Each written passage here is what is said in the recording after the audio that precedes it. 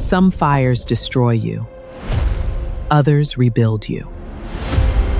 From trauma to triumph, your pain can become your purpose.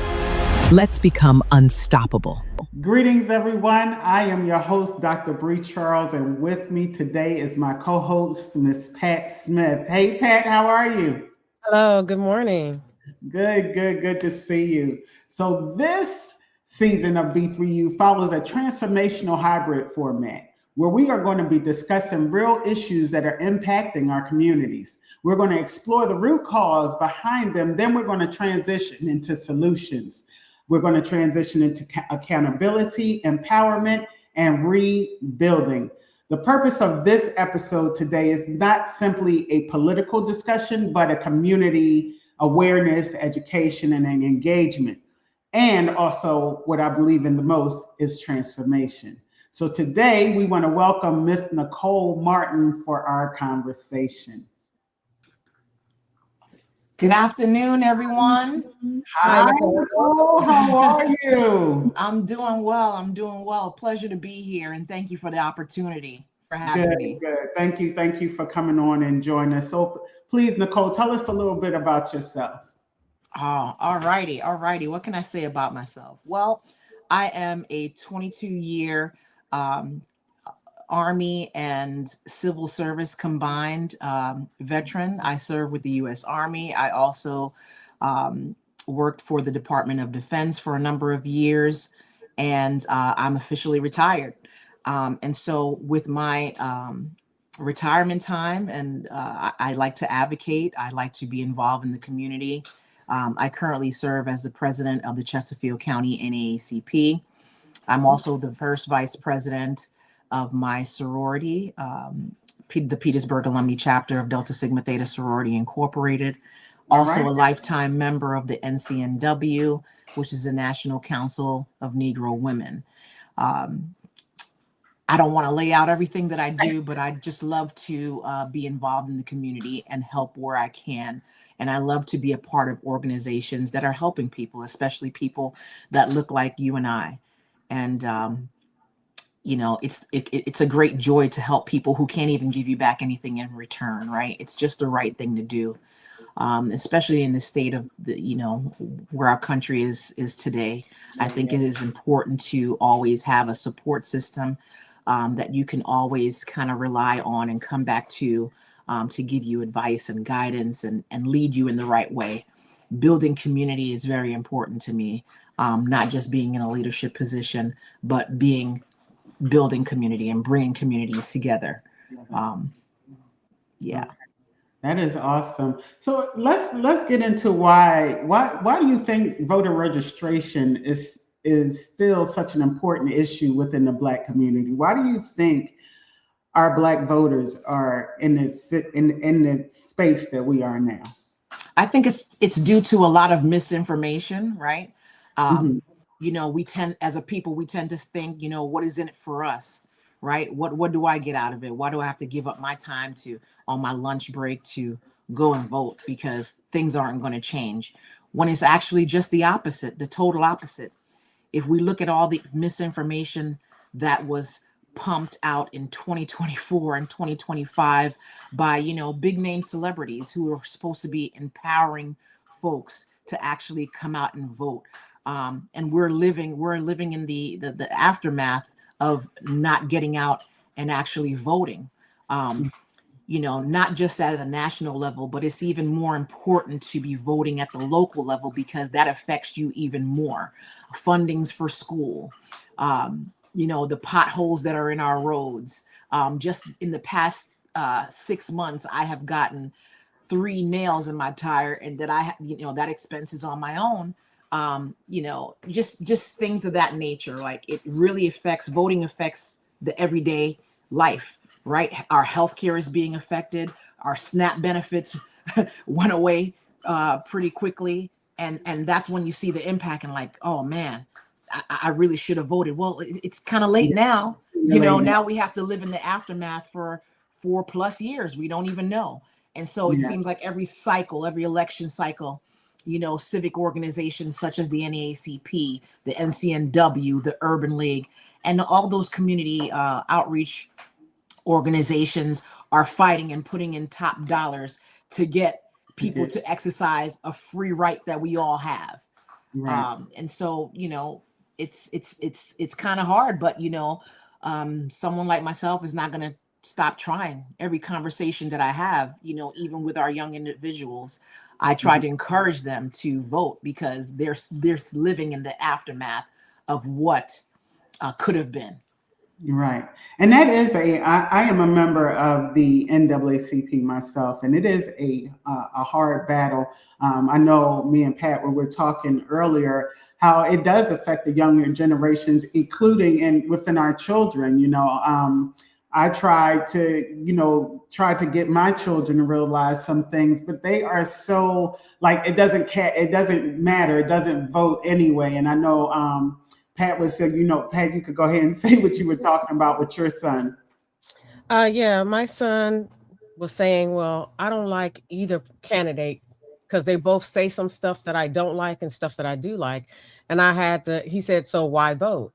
And he's 25 years old. And I was like, the key to voting is the person who is going to help your community and help you as an individual in your community, that's going to do the correct thing by you and for the majority, not just your community, but majority of Americans that are currently hurting or that things are currently unjust against. That's how you have to vote. You have to vote in that way, because nobody's going to ever tell you or give you 100% of what you want, right? So if somebody's willing to give you 80% versus somebody giving you 50%, then you vote for the 80%, right? Mm-hmm. And because every vote counts, every voice counts. And I think like the younger community got so lost in the online stuff and the drama shows and the this and that they forgot that they matter too. Right. And now they feel that we have to put out in our community and to our young people that their voice matters and it's strong. You're a young adult. You're the people that's going to take this forward after we're not here. Mm-hmm. So I think it's really important to empower them and let them understand how important their voice is. And there's a lot of conspiracy. I know, like, one of my children get deep into the conspiracy, or, well, it's not going to happen that way anyway. The white man has control. We're not going to win. So it's like, well, I'd rather try, to see the outcome than this not do anything at all. Like you said, the lesser of two, we would have been in such a better position today voting for Kamala than where we are right now. So it's just that disconnection that is where the NAACP and most of the national, the National Negro Women's League, did I say that correctly? National Council of Negro Women. Mm-hmm. Yes. So why do you think that, what is the reason that so many of our young people are unfamiliar with these organizations such as the NAACP, the Urban League, National Council of Negro Women?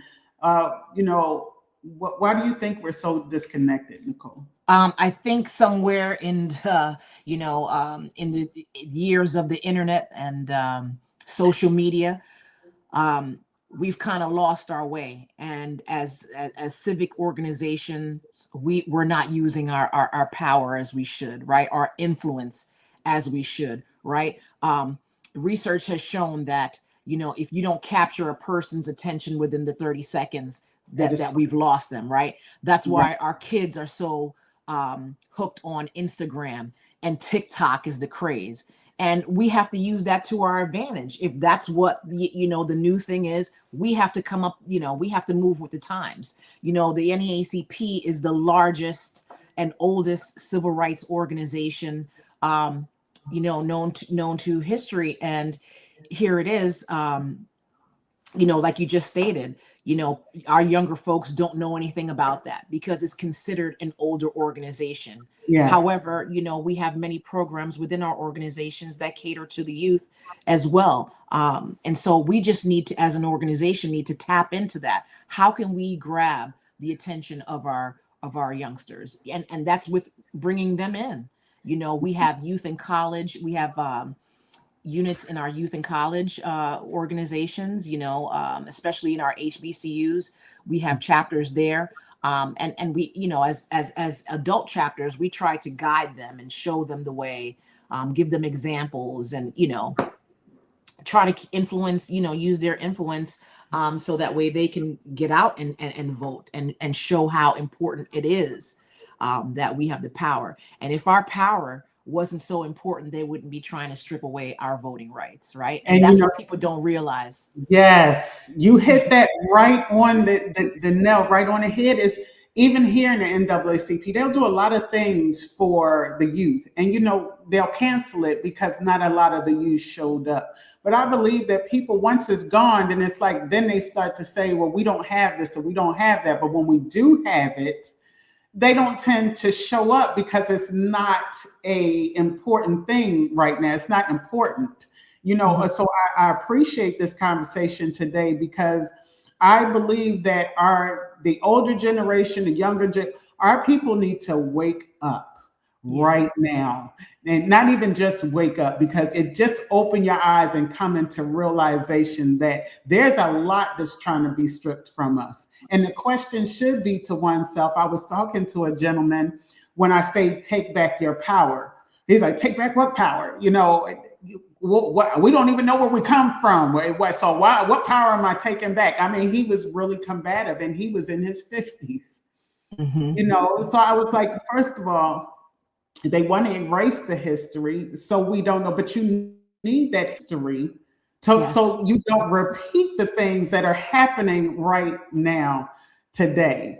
So it's, yes, the NAACP, a lot of these organizations need to, it's like, how do we get our youth's attention, and how do we get that mindset that they have, that they're so embedded in? How do we get that mind frame off of them, and even get them to these organizations to join?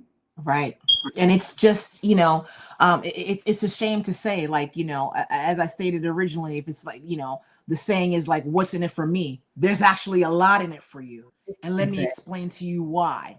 And so it takes, you know, us, the older members, and I'm not old, but it takes us more educationally, you know, individuals to use that influence. Like, you know, the younger people are now in college, right? And they obviously grew up in a different generation than we have, right? And so I remember just going on, you know, a certain campus, I'm not going to say, and I'm seeing young ladies walking around in bonnets and stuff like that. And I'm like, gosh, you know, that is not a representation of you. You shouldn't be coming out, you know, of your dorm room, you know, looking like you're about to go to bed, and then expect your professor to take you seriously in class, right? And so that's one of the things that, you know, if we were more involved with our youth in junior high school and high school, the mindset wouldn't be just to what they see on social media and think that it's okay to be traveling, you know, with bonnets on and pajamas and things like that. So we have to capture them at a younger age, because right now we're trying to repair damage, right? We're trying to repair damage. History is telling, you know, that we have certain people in office that's saying, hey, we're going to remove slavery. We're going to remove history from the history books. Black history is American history. There's no erasing that, right? America was built on our ancestors' blood, sweat, and tears. That's never going away, right? We cannot, since 1619, you know, when the Africans, you know, were, you know, shipped here to Jamestown, Virginia, and had to settle here. You know, that's part of the history. That's not going away. That's not going away. And we, as responsible adults, Black Americans, we have to ensure that our youth, you know our history and ensure that it doesn't die. Right. That's right. I just attended a graduation, FSU, Fayetteville State University, one of the largest graduations, 1,200 graduates. 1,200 graduates. And as I sit there, because that's my heart, that's where some of my passion is too, is speaking in HBCUs and you know, to students, period. And I looked at all of those 1,200 students and was like, I wonder if y'all are paying attention Like you're going and you got your degree in your hand. Well, Yes. what are you going to do with it? 1,200 graduates, and the majority that I seen was Black, Hispanic. And I was like, y'all don't even, I wonder if y'all realize what is being trying to be taken from you. And as the speaker was speaking, I was like, gosh, yes, can give these people some, not just a motivational, but a transformational mindset. Because I continue to say this, B3U is about breaking cycles and building legacies. And with that, we have to not teach that we just need to change. We need to change. Change is so temporary over time, but I believe that you said it too. Like we have to transform. We have to transform the minds of these young people, show them the direction and which way they need to go. But it's how do we reconnect the younger generation?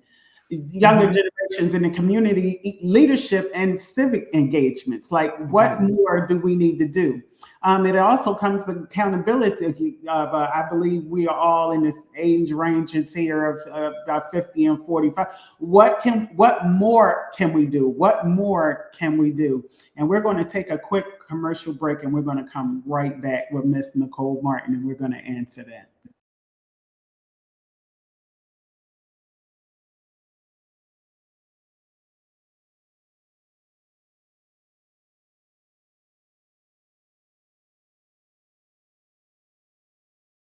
Welcome back, everybody. So we are back. So our conversation is going to pick back up about how do we reconnect the younger generations to community leadership and civic engagement. What are your thoughts, Nicole?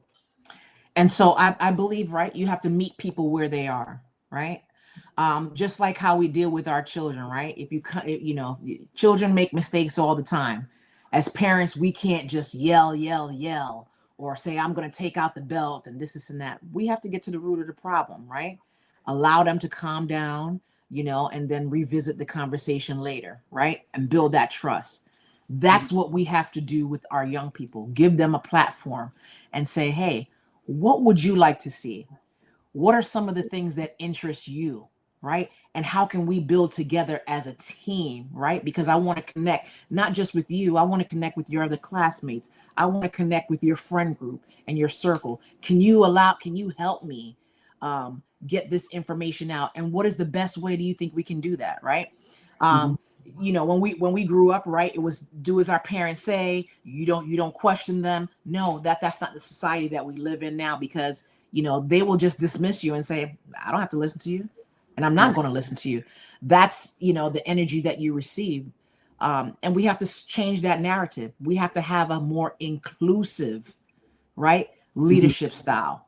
We have to have a more inclusive, community, right? What are we doing for the community? Right? How can we bring in and have these conversation? And that's like getting onto campus, right? Going into churches, doing what we knew back then, right? It was all about church and the community and gathering and coming together. And let's face it, we're all still, in the residuals of COVID, right? I can remember I used to have people, entertain people all the time at my home. I don't even do it since COVID. I really haven't done it. Is it because of my civic work? Probably partly yes, but I've just gotten out of the habit of doing it, right? And what better way to spread a message, right? And then to just have gatherings at your house. Yeah. You get what I'm saying? Have these conversations. We all learn from each other. I learned a lot of things just from my friend social group that have older children from me. And I'll explain, hey, I'm going through this and blah, blah, blah. And they're like, oh, girl, let me tell you what you need to do and blah, blah, blah. And you learn as your children grow in different stages and realize that, hey, you're not alone. So I believe community, and I keep on saying that community is important. And we just need to get back to that, but be more inclusive with bringing our younger generation in, because they're very smart, very intelligent. They are. Right. And we just need to tap into them. I mean, if I need something, a video done, or I'm going to my son first. Hey, I need you to do this. I'll even pay you, because I was going to pay somebody anyway. There you go. I'll pay you. And that's Yes, the incentive. ma'am. That's the incentive for him to do it. You get what I'm saying? So we just Yes. have to tap into them, tap into them. I love pouring into, our youth, it just brings me joy, and to know that, the positivity that you pour into them, just believe that you're just going to get a fraction of that back. And that's good for me, just knowing that they know how to move forward, knowing the right way to do things, and knowing how to stand up for themselves and be their own advocates. So, yeah. So how do you, talking about the youth and how they feel and being able to connect with the youth, how do you feel is the best way to actually motivate them and empower them politically? Because a lot of youth feel that their voice is unheard and that what they have to say doesn't matter because they feel they've been dismissed for so long. And it's like you said, people wait till they get older instead of the kids being younger. And I have an 11-year-old granddaughter, right? And I tell her now, you will never go outside with a bonnet on your head. Your voice, you will never do certain things. You will act a certain way because that's who you are. You don't have to follow the crowd. And your voice matters is the biggest thing that I'm getting her to learn at 11. Now, older kids, how are we going to empower those 20-year-olds that are just graduating? They have that diploma, they're full of energy, and they're like, but I don't know what to do. What are some of the steps and what are some of the ways we can bring them out so they can have their political voice and we can empower them to let what they feel be heard? And So I believe she kind of answered that before, but the thing about it is she said we have to meet them where they stand, right? But this is the thing.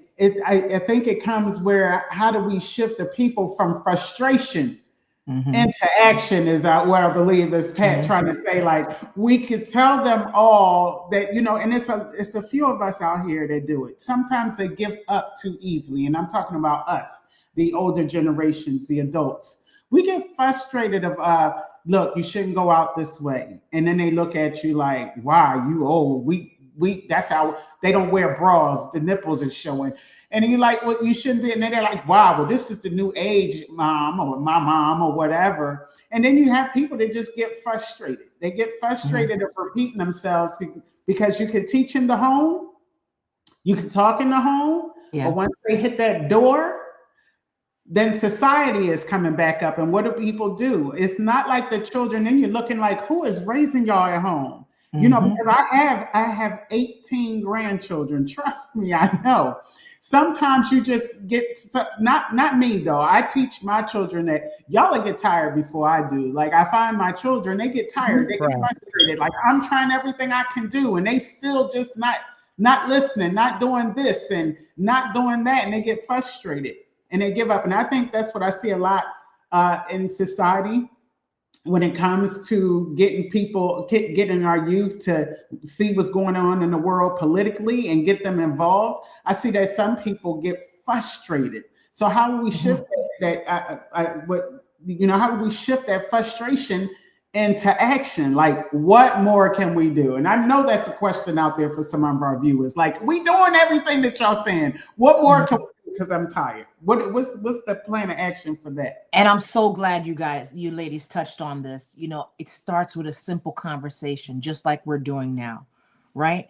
And if I say to, when we go, I just came from a voter registration event at a local high school because we're trying to get 18-year-olds to ensure that they can vote in the November election and explain to them what a primary means. They don't know. They don't know. And it's our job to educate them. So it starts off with a conversation.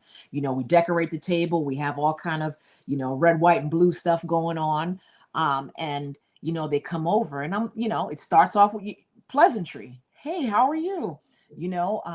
Are you 18 or will you be 18 come October of this year? And I said, yeah, actually I am. Are you registered to vote? No. Oh, you're not registered to vote. And then it starts off like that. And if they come with, if their response is, well, voting doesn't matter. And that's the opportunity to open the conversation. I'm going to say, well, why do you say that? And that's our time to educate them, right? Because you can't debate facts. Yeah. What we're living through right now is factual, right? If we came out to the polls as we should have, we would have a different administration, right? Mom SNAP benefits wouldn't be cut, right? Your school funding wouldn't be cut. Your health care, right, wouldn't be cut. Do you know how many rural hospitals are closed down now? And so these people have to think about it. For a simple, like, what we may think is a tummy ache or whatever, turns out to be something that you need your appendix taken out, right? These folks now have to drive an hour. That's ridiculous, unheard of. And we call ourselves Americans, right? The strongest nation in the world, right? Where people are risking their lives every day just to enter the United States. But this is, what we've become, more like a dictatorship. And when you start talking about things, it starts to resonate, right? And, I'll say, well, tell me more. Like, are your parents registered voters? And, they'll explain the situation. And it may not happen just in that one time, but they'll think about it. And I'll invite them to a meeting and say, do you know that these organizations exist? Do you have, or do you plan on, going to college after you finish, high school? And they'll say yes or no. Or if they're, going to a trade school, have you looked into it? Starts with conversation. And it's not like a do as you say, oh, you should vote. Why? Yes. Black Americans, we died for the right to vote. That's true. Yeah. But that's that tactic. You can't use that nowadays. Right. You can't use those old tactics. Right. I remember older people used to come and like, I carry my NAACP membership card in my wallet. I still do that. Right. Because it's a proud moment for me. It's a proud moment for me. Yes. I'm a member of this organization. I'm a life member of this organization. And let me tell you why. Right. And so it's about like empowering them, letting them know that really, voting is power in numbers. And if you don't exercise your right to vote, you can't turn around next year and expect things to change, right? That's right. Change can't happen if we're continuing to do things the same way, right? Exactly. You could say all day long, I want a summer body, 2026. But if you're not eating right, if you're not exercising, if you're not changing your sleeping habits, nothing's going to change. And that's the same concept we should have with voting. So you know what? That aligns with I tell people I put on my double D's every day, my determination, my decision and my determination to move forward out of sometimes I get stuck in my woes, my trauma, my pain. And I just wake up every morning and say, you know what? Not today. I'm going to make this decision. I'm going to have a good day. And I'm going to be determined that I'm going to get to what I just said. So I love the way you said communication. So I like your double C's. you're one of and I put another C to it because communication is one and consistency is another thing that I realized that's what we need. We cannot give up. So we have to keep communicating consistently for the outcome that we want in our society and in our community. I love that. I also feel that we as Black people have to stop falling into the stereotypes of what other people tell us that we are. Young people have to stop believing in what other people outside of our community tell us that we are, that what we can and cannot do and achieve. And I think once we can tap into them and let them understand, you're whatever you want to be. You already saw a Black president. You already saw a Black female vice president. Those are the highest two positions in America you can hold. So you don't have to be a school teacher if you're a little girl or a secretary. You can be an engineer. You could be a lawyer or a doctor. And I think once we get them out of the mind frame that our voice does not matter because they've been told that for so long. These kids don't listen. They're just listening to rap music and they know all the lyrics and this. And yes, that some of that has some grain of truth to it. But also we got to put and instill in them, look, there's an importance to your voice because once we are gone, once our generation is no longer here, it will be up to your generation to now carry forward. And how are you going to move that way forward if you don't believe enough in yourself?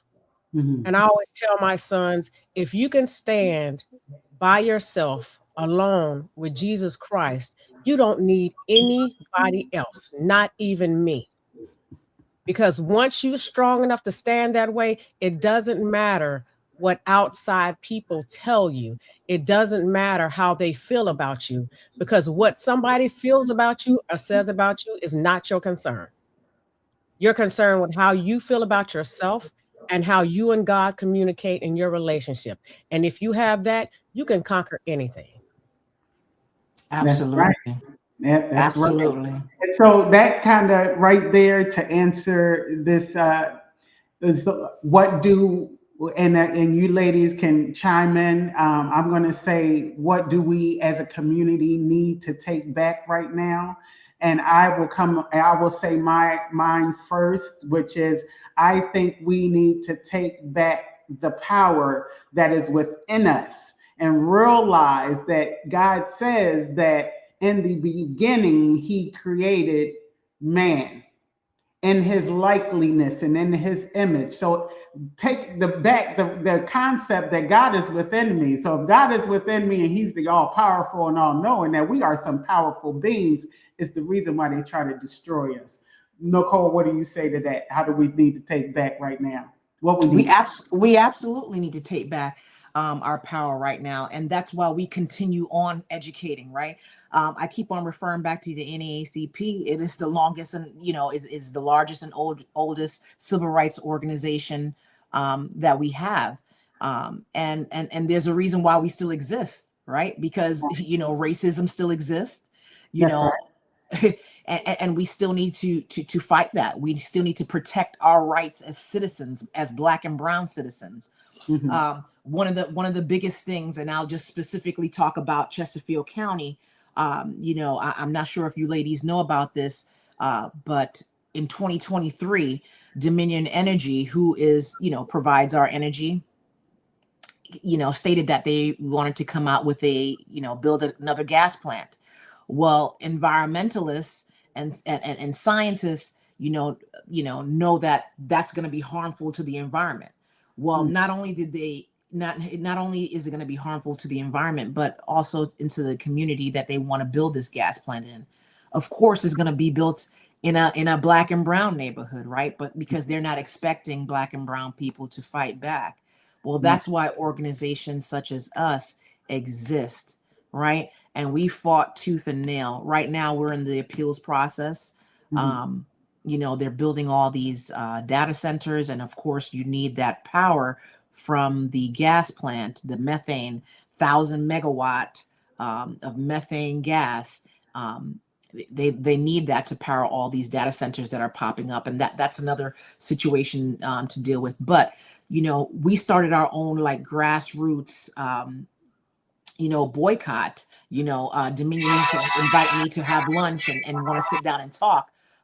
I said, I don't need any lunch. Let's get down to the facts. Why are we continuing to build these gas plants in the Black and brown community, in low impoverished community? Do you realize that Black and brown population has the highest rate of upper respiratory conditions such as asthma, emphysema, low birth rate? So what is Dominion? Why is Dominion continuing to use gas power plants when we have cleaner energy? I said, you have battery, you have solar, and you have, I started to break it down for them. Those conversations stopped. But that's when we garnered the attention of other organizations who now represent us at no cost, the Southern Environmental Law Center. And so when we couldn't, we don't have the ability as a branch to kind of litigate on our own, but this organization reached out to me. I got permission to move forward in the litigation process. So we gave them hell, so to speak. And I'm proud of that. I'm proud of the work that we've done. Yes. We went and knocked on doors and say, hey, we need you to sign these petitions. This gas plant is going to be within 1 mile of an elementary school. Right. Wow. So these kids that can't even fight for themselves, you have churches, community organizations right there. These are low income families who don't have time to go to these HOA meetings in the evening, but we do. That's right. we're gonna be there. That's right. And so I know I went off on a little tangent. No, just, but because your thing was taking back our educational power, our yes. informational power, and if the smaller person can't do it, then the bigger people who have the power to do so, like the NAACP, does. Pat, what is your big feedback? So I feel that we need to take back our vision and our voice. And the reason I say that, because we've been told that we've been pushed to the corner. We've been pushed to the side. What they say doesn't matter because they don't have anything to say because they're uneducated. They don't know, and all these other stereotypes. I think we as a Black people need to see our vision for the future, where we want to go, where we want our children to go, and the world that we want to live in as Black people, as the things that we have to deal with on a daily basis. We need to envision that, the future we want for our kids, for our grandkids. And we need to instill that in the young people now. Let your voice be heard and turned into action to move in that direction, coming together with the older generation, each generation tying into each other, working in unison, understanding that that cord between the generations is stronger together. And I feel that if we all stand that, we don't throw our younger generations away. We understand that there's issues that we have to fight within the community, some of which are self-inflicted, some of which are not, that were inflicted upon us. But nevertheless, we have to rise above those things and let them know your circumstances and your situation does not determine your future. This is just a snapshot in time. You have to move forward and never let anything keep you sedentary mark in time, because right now is a snapshot. 10 minutes later, there could be a different story. And you have to believe in yourself and understand what you say and who you are is important. That's right. Absolutely. Well, with that being said, we're going to go to a quick commercial break, and we're going to come right back. Welcome back, everybody. Welcome back. Look, this has been awesome, awesome, awesome stuff. So, Nicole, with your final message, what message do you want to leave for people with after hearing this conversation? Well, after the election happened, a lot of talks were said, right? Oh, I'm sitting this one out. I did my part. Well, my message is, sitting anything out will have us in the same predicament, right? We can't afford to sit anything out, right? There's a reason why the most educated demographic, which is African American women, are the most educated demographic, right? There's a reason why, right? Because we've always had to fight harder. We've always had to fight longer. We've always had the short end of the stick. We've always had to, tuck our tails in and code switch when we go to work, right? We've always had to play their game, right? So it's never a time to sit out. It's always a time to stay in the fight and carry others with you. And so that's the message that I want to leave to everybody. We don't have this time to sit on the sidelines. We have to be the voices of our community. We have to continue to educate the people that we love along with our community. We have to be able to give them resources in order for them to move forward. Factual information, right? Dispel any type of misinformation that is put out there, right? Encourage people to do research on their own, right? All the lies that were made up about Kamala Harris, now we're finding out that it's not true, right? Think about this for a second. We have a very highly educated African American woman who served in all legislations of the branch of U.S. government, right? And here it is, she lost, right? Supposedly lost the presidential campaign to someone who's a real estate agent and reality TV star. Where does that make sense? How does that make sense, right? What qualification does a person that we have in the office, what qualifications does he have to hold the highest office of the United States? That's something to think about. That is something. Maybe some of those supporters who supported them can call and ask, reach out for a line on those phones they bought. Right, the gold phones that haven't been delivered yet, right? The gold phones. Maybe they could reach out for a hand. But anyway, thank you, Nicole, for joining us today on B3U, where we are breaking cycles and building legacies. And we want to thank our audience for tuning in with us today. We will see you next time on another episode of Empowerment and Transformation. Until next time. Thank you, everyone. Thank you. Some fires destroy you. Others rebuild you. From trauma to triumph, your pain can become your purpose.